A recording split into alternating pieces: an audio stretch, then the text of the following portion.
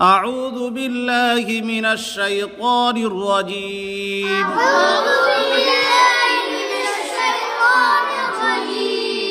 بسم الله الرحمن الرحيم. والتين والزيتون وطور سينين وهذا البلد الأمين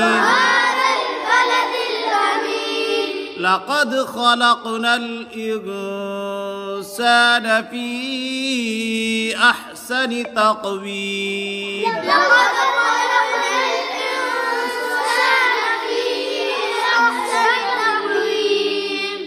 ثم رددناه أسفل سافلين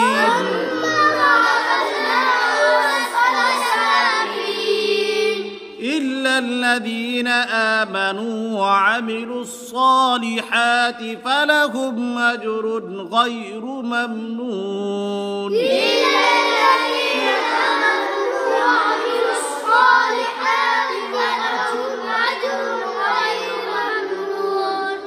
فما يكذبك بعد بالدين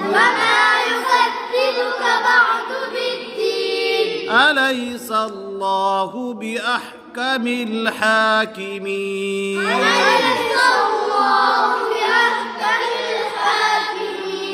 صدق الله العظيم.